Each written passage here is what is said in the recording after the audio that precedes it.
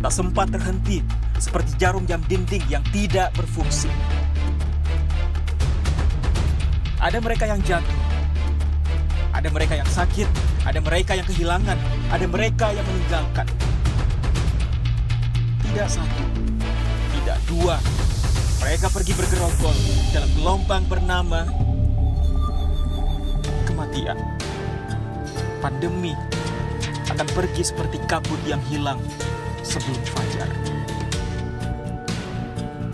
Asal kalian tidak membawa ego, bergerombol di sana-sini, berhahaha mengabaikan yang diatur. Sungguh elok jika kalian peduli atas nama kemanusiaan. Pakai masker, harga mati. Gak pakai masker, bisa mati.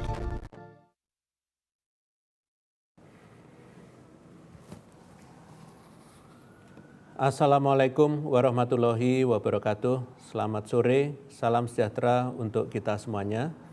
Hari ini saya akan menyampaikan perkembangan penanganan COVID-19 di Indonesia. Saya mengucapkan bela sungkawa dan juga turut menyesalkan kekerasan yang dilakukan kelompok kriminal bersenjata di Papua yang menyebabkan gugurnya korban jiwa dari tenaga kesehatan. Peran tenaga kesehatan dibutuhkan untuk melakukan penanganan COVID-19 di Indonesia.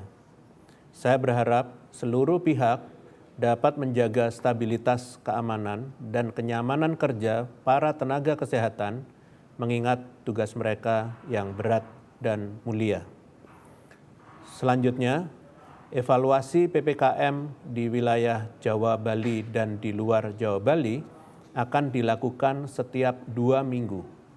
Evaluasi yang dilakukan tidak bersifat drastis dan kedepannya evaluasi hanya berbentuk penyesuaian terhadap perkembangan kondisi di lapangan.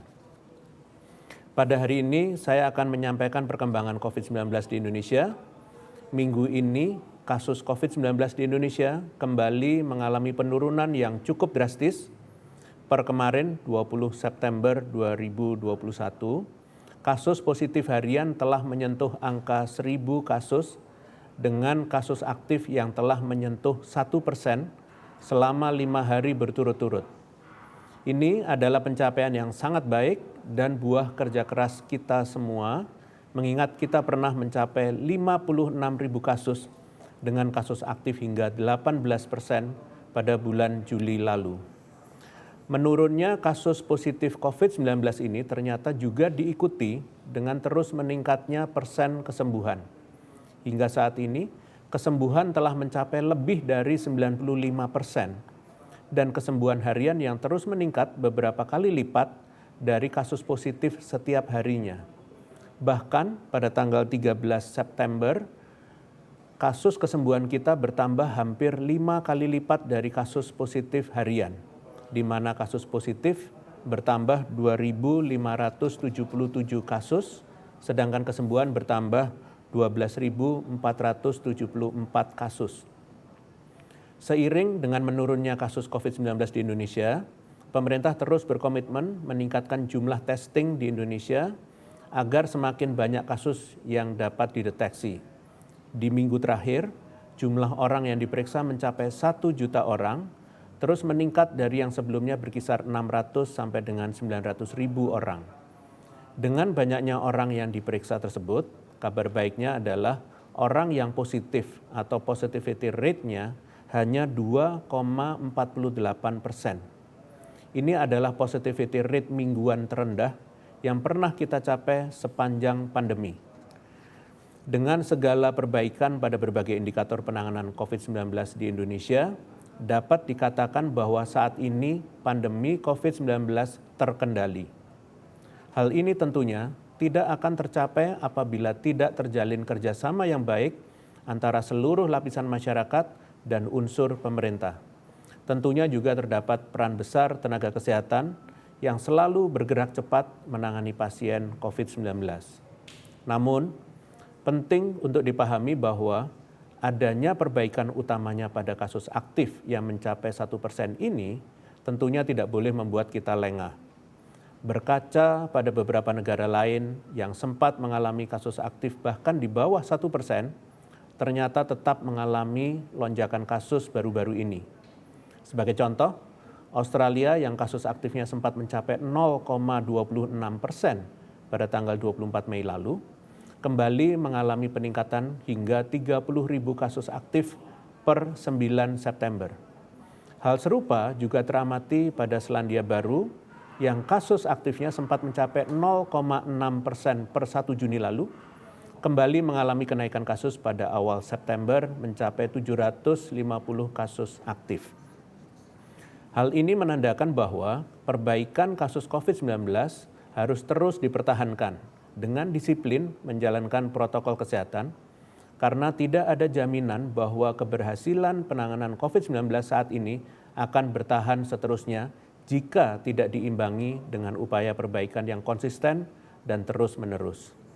Selanjutnya, penting untuk kita bersama-sama belajar dari tren lonjakan kasus jika disandingkan antara Indonesia dan dunia. Pada lonjakan pertama, baik Indonesia maupun dunia, sama-sama mengalaminya di periode Natal dan Tahun Baru, yaitu di bulan Januari 2021. Namun, dunia mengalami second wave lebih cepat dibandingkan Indonesia, yaitu pada bulan April. Indonesia baru menyusul second wave pada bulan Juli, selang 3 bulan dari second wave dunia. Saat dunia sedang mengalami second wave, Indonesia justru sedang mengalami titik terendah kasus mingguan. Dan pada saat Indonesia kasusnya mulai meningkat, justru dunia sedang mengalami penurunan kasus sebelum akhirnya kembali meningkat dan mencapai third wave. Dari perbandingan pola lonjakan kasus antara dunia dan Indonesia, ini dapat diambil pelajaran bahwa adanya lonjakan kasus di Indonesia pada bulan Juli kemarin nyatanya tidak berkontribusi signifikan terhadap kasus dunia. Mengingat pada waktu yang sama, dunia tengah mengalami penurunan. Pun sebaliknya, lonjakan kasus di tingkat global dan beberapa negara tidak memberikan dampak signifikan terhadap perkembangan kasus di Indonesia. Terbukti dengan kasus COVID-19 yang melandai di saat kasus di negara lain melonjak. Hal ini dapat terjadi karena upaya penjagaan batas negara yang ketat, sehingga importasi kasus dari negara-negara yang sedang mengalami lonjakan dapat ditekan seminimal mungkin. Lonjakan kasus di Indonesia pada bulan Juli lalu tidak disebabkan oleh naiknya kasus global ataupun datang dari negara-negara lain, melainkan dari dalam Indonesia sendiri. Beberapa faktor internal penyebab kenaikan kasus dan penyebaran virus adalah meningkatnya mobilitas dan aktivitas sosial masyarakat yang terjadi bersamaan dengan periode mudik Idul Fitri serta sikap abai terhadap protokol kesehatan. Selain itu, dengan pola kenaikan kasus Indonesia yang relatif lebih lambat dari kenaikan kasus dunia, tentunya kita perlu mewaspadai kondisi dunia yang saat ini tengah mengalami third wave. Pada pola second wave, di mana terdapat jeda 3 bulan, perlu kita antisipasi mengingat dalam 3 bulan ke depan, kita akan kembali memasuki periode libur Natal dan Tahun Baru 2022, yang artinya potensi kenaikan kasus semakin meningkat. Tentunya dengan pembelajaran first dan second wave yang telah berhasil kita lewati, kita harus semakin tangguh dalam menghadapi pandemi COVID-19 ini. Perlu dipahami bahwa mobilitas penduduk dan aktivitas masyarakat dengan mengabaikan protokol kesehatan menjadi penyumbang terbesar terjadinya lonjakan kasus, apapun varian mutasi virus yang ada. Tantangan terbesar yang kita hadapi saat ini adalah bagaimana mempertahankan kondisi ideal ini hingga Indonesia dan dunia terbebas dari pandemi dan memasuki endemi COVID-19. Seperti yang telah kita alami bersama, lonjakan kasus kedua pada bulan Juli lalu telah memberikan banyak pelajaran. Salah satunya adalah penanganan COVID-19 pada saat lonjakan kasus tentunya lebih mahal, lebih lama, dan lebih memakan korban. Untuk itu, upaya terbaik yang dapat kita berikan adalah dengan melanggengkan tren penurunan kasus selama mungkin dengan tetap mematuhi protokol kesehatan sedikit pun tidak lengah dan menyepelekan COVID-19 meskipun kasusnya telah turun drastis. Ingat, lonjakan kasus terjadi ketika masyarakat mulai lengah dan menganggap kondisi sudah aman, sehingga disitulah peluang virus COVID-19 menyebar kembali dan meningkat. Selanjutnya, saya akan mengumumkan pembaharuan pemberlakuan pembatasan kegiatan masyarakat secara nasional. Secara umum, pembaharuan PPKM secara nasional dibagi menjadi penambahan pembukaan sektor dan perizinan perhelatan kegiatan besar. Berdasarkan instruksi Mendagri nomor 43 tahun 2021, pengaturan aktivitas di level 4, 3, dan 2 di wilayah Pulau Jawa Bali, yaitu penduduk usia kurang dari 12 tahun diperbolehkan memasuki kawasan pusat perbelanjaan atau mal atau pusat perdagangan di wilayah Jakarta, Bandung, Semarang, Daerah Istimewa Yogyakarta, dan Surabaya dengan syarat di bawah pendampingan orang tua. Dilakukan pembukaan bioskop dengan kapasitas 50% dan syarat pengunjung kategori hijau dan kuning pada daerah level 4 dan 3, serta pengunjung kategori hijau di Peduli Lindungi pada daerah level 2. Operasional hotel non-penanganan karantina diizinkan dengan kapasitas maksimal 50% dan syarat pengunjung berkategori hijau dan kuning setelah screening Peduli Lindungi, sedangkan untuk anak usia kurang dari 12 tahun wajib memberikan hasil negatif COVID-19. Fasilitas pertemuan di dalam hotel ditutup khusus bagi level 4, sedangkan diizinkan untuk level 3 dan 2 dengan sistem makan non-prasmanan.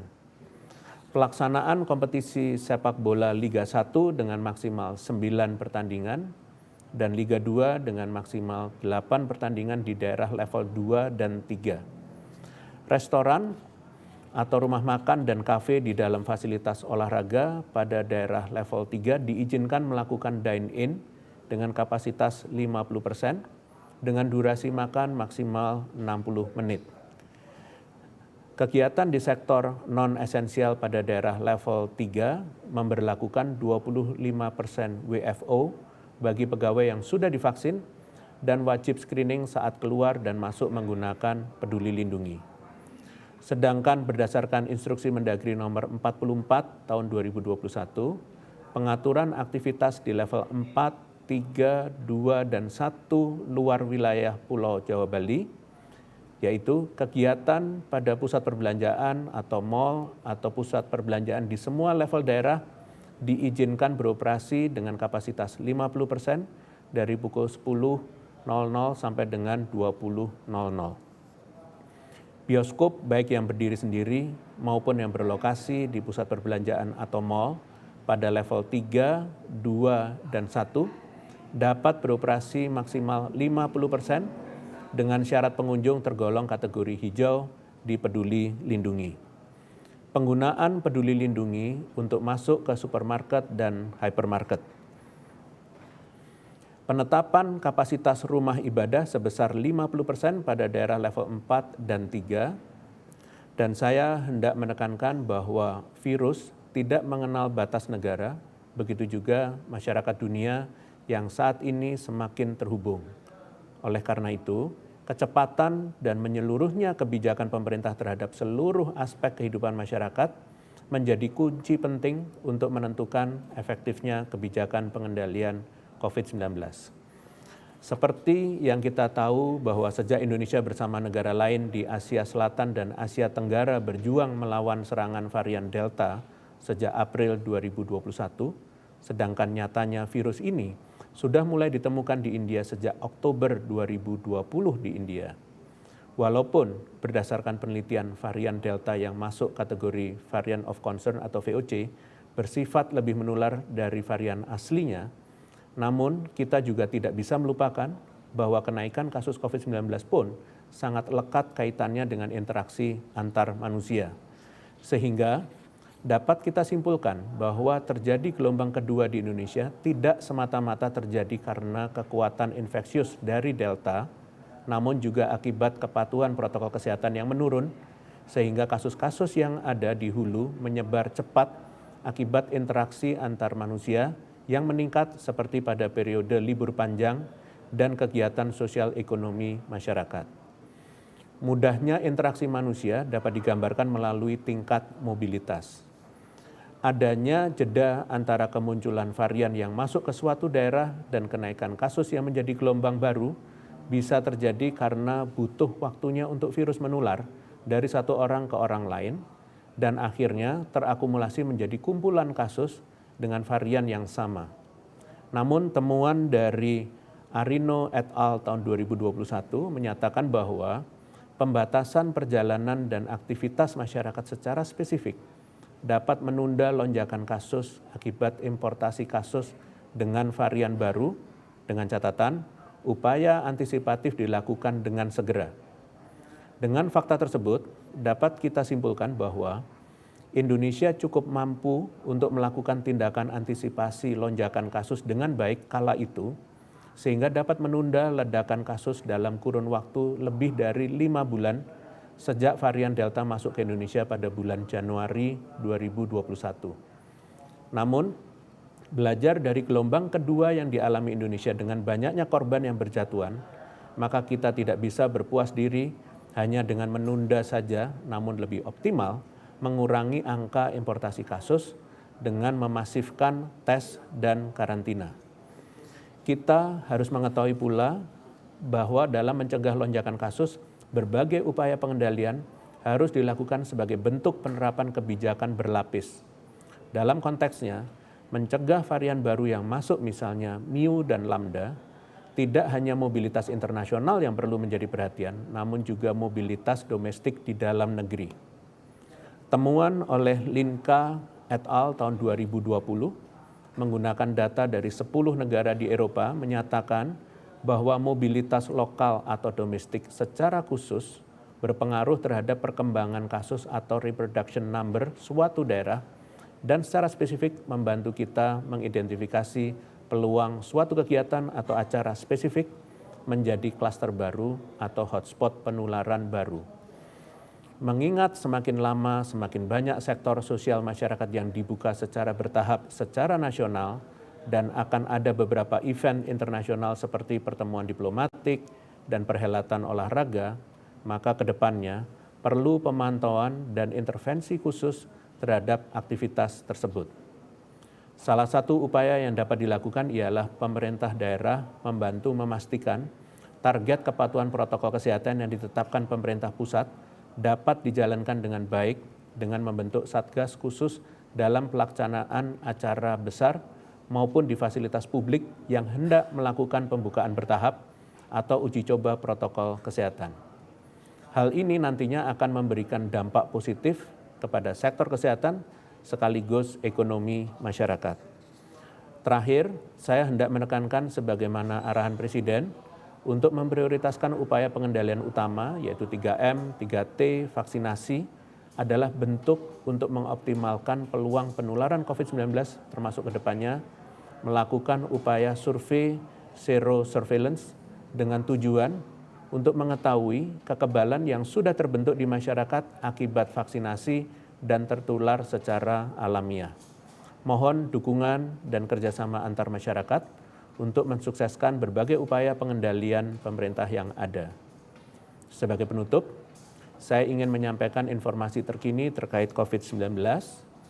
Kementerian Hukum dan HAM telah mengeluarkan Permenkumham nomor 34 tahun 2021. Melalui Permenkumham ini, pemerintah memberikan pengecualian untuk masuk ke Indonesia.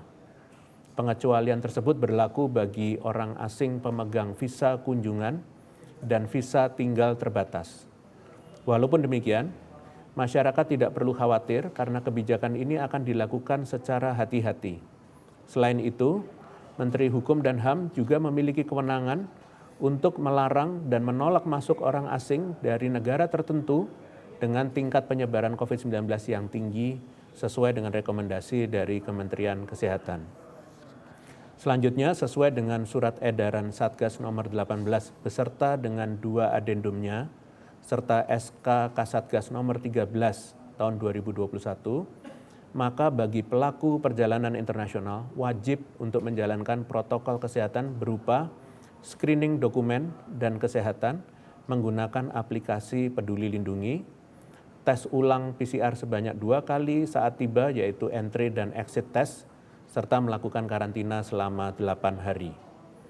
Informasi penting bagi WNA dan WNI yang mendapatkan vaksin COVID-19 dari luar negeri, maka dapat memperoleh sertifikat vaksinasi yang terintegrasi dengan aplikasi Peduli Lindungi. Hal ini dapat dilakukan dengan mengajukan verifikasi di situs web https://vaksin.ln.dto.kemkes.go.id/sign/in dengan mendaftar terlebih dahulu.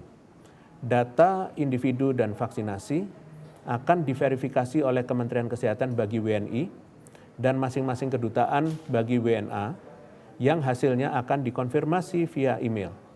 Selanjutnya, pihak yang mengajukan dapat mendaftar dan login di aplikasi Peduli Lindungi, melengkapi data akun untuk aktifkan status vaksinasi, dan dapatkan kartu verifikasi vaksinasi dengan masuk ke web pedulilindungi.id. Fitur verifikasi ini diharapkan memudahkan WNI maupun WNA yang vaksinasi di luar negeri untuk bisa mengakses fasilitas publik dengan aplikasi Peduli Lindungi. Demikian konferensi pers pada hari ini. Saya lanjutkan dengan sesi tanya jawab. Terima kasih. Terima kasih Prof. Pertanyaan pertama dari tiosuara.com dan fitriliputan6.com. Pemerintah mengizinkan anak di bawah 12 tahun untuk memasuki mal. Apa pertimbangan utama pemerintah memperbolehkan anak untuk memasuki mal dan bagaimana teknis check-in untuk anak di Peduli Lindungi? Terima kasih. Terima kasih pada suara.com dan liputan6.com.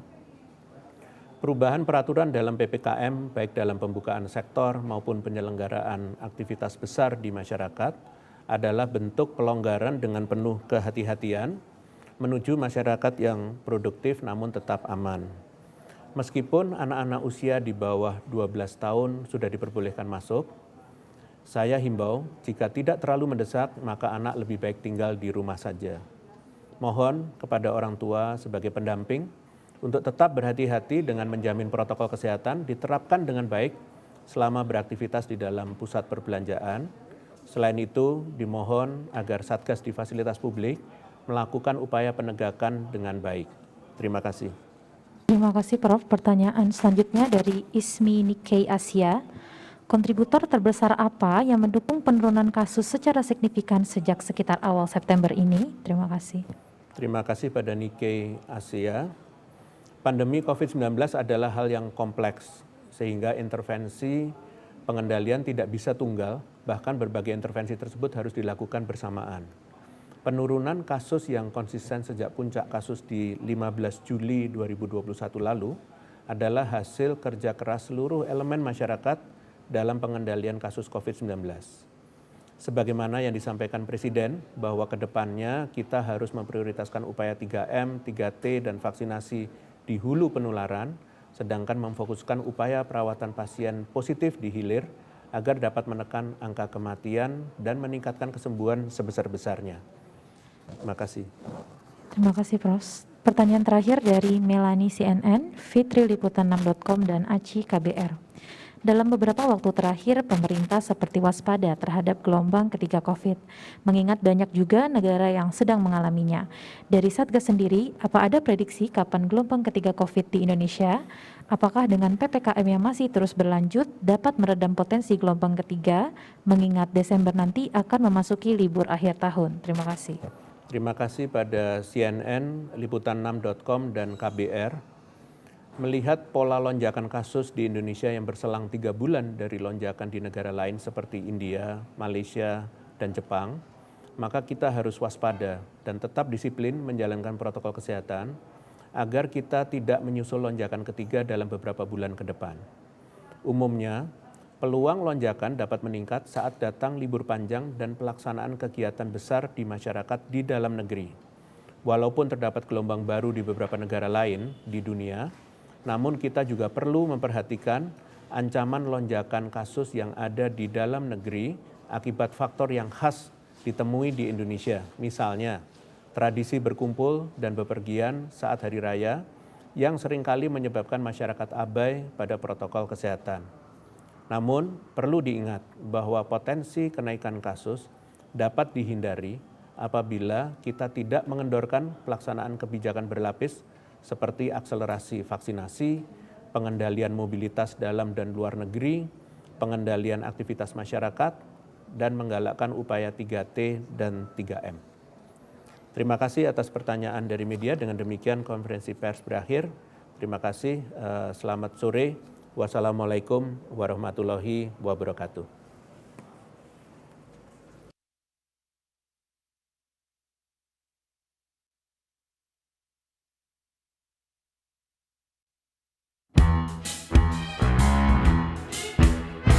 Jalani hari dengan 3 wajib iman